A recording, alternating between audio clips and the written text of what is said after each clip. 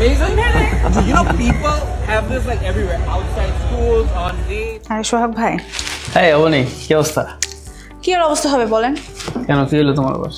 এই যে সোশ্যাল মিডিয়ায় ঢুকলাম, ভাবলাম যে কিছু জিনিসপত্র দেখবো, কিছুক্ষণ সময় কাটাবো।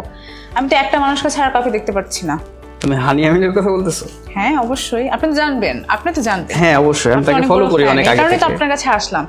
আমি কেন অন্য কোনো কন্টেন্ট দেখতে পারবো না? আপনি দেখেন সব জায়গায় শুধু হানি আমির আর হানি আমির।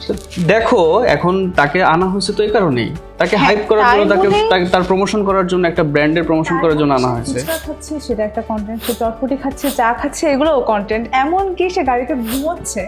এই যে তুমি যে এটাও এই একটা জিনিসগুলো content। এই জিনিসগুলো তুমি দেখতে পাইছো, এটা কিন্তু ইউনিলিভার চাইছিল এরকম কাউকে আনার জন্য বাংলাদেশে, যাতে তাদের প্রমোশনটা সাকসেসফুল হয়, এবং সেটা হচ্ছে।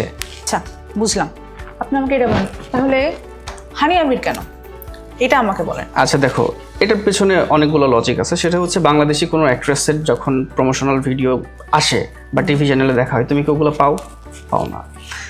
হানি আমিরকে এই কারণে আনা হয়েছে যাতে একটা হাইপ এবং হচ্ছে খুব পাওয়ারফুল একটা হ্যাঁ, প্রমোশন কিন্তু হয়, আমার তো এই কারণে আনা পাকিস্তানি হয়েছে। অনেক অ্যাক্ট্রেস আছে, আরো অনেক সুন্দর সুন্দর, অনেক ভালো অ্যাক্টিং করে, তারাও তো অনেক হাইপড আপ। তাহলে আমি তাদেরকে না এনে আমি হানি আমিরকে কেন আনলাম? দেখো, হানি আমিরকে বাংলাদেশের মোস্ট অফ দ্য বয়েজ বা মেন যারা আছে তারা চেনে। এর কারণ হচ্ছে, আমি যদি নিজের কথা বলি, হানি আমিরের সুন্দর একটা টোল পড়ে, যেটা আমার খুবই ভালো লাগে। ইভেন হানি আমির যদি হাসে, তাহলে মনে হয় যে সারা দুনিয়া আমার হাসতেছে। তাহলে আপনি বলতেছেন তার সৌন্দর্য, তার সৌন্দর্যের কারণে। এটাই একমাত্র কারণ? এটা শুধু একমাত্র কারণ না। তাহলে আর কি? প্রথমত ধরো, সে খুব হাম্বল একটা পার্সন, এবং সে আপনি যখন কিভাবে শুট করে, জানলেন? এটা জানার জন্য তো রকেট সায়েন্স না, বা আমাকে তার সাথে মিট করার প্রয়োজন নেই।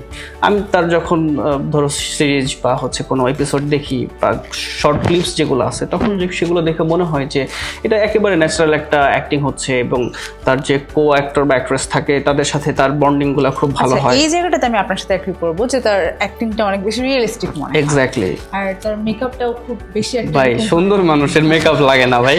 আচ্ছা, এখান থেকে যদি চিন্তা করি, আমি আবার আগের কথায় ফিরে যাচ্ছি মেকআপ থেকে, যে অ্যাক্টিংটা যেমন রিয়েলিস্টিক, তার সেটটাও কিন্তু, যে শুটিং সেটটা থাকে ওইটাও রিয়েলিস্টিক থাকে। তুমি একটা ভালো পয়েন্ট খেয়াল করেছো, সেটা হচ্ছে, তুমি যদি দেখো এই যে ইন্ডিয়ান যে সিরিজগুলো হয় বা ড্রামাগুলো হয়, এগুলো কিন্তু একটার পর একটা এপিসোড আসে, তারপরে আরো সিরিজে 1 একটার 2 পর একটা 3 season 4 আসতেই থাকে, যেগুলো কিন্তু বাংলাদেশে একটা বড় অডিয়েন্স আছে যেগুলো দেখে।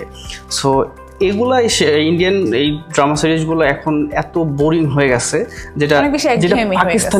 পাকিস্তানের কন্টেন্টগুলো বা পাকিস্তানের সিরিজগুলোতে মানে নাই। ওরা এরকম কাজটা করে না, না, season করে না। তুমি যদি দেখো, ওরা 25 থেকে 30টা এপিসোড দিয়ে একটা কন্টেন্ট শেষ করে ফেলে, একটা সিরিজ শেষ করে ফেলে, এবং এটার ফলো আপ আর কোনো এপিসোড আসে না বা সিরিজ আসে না।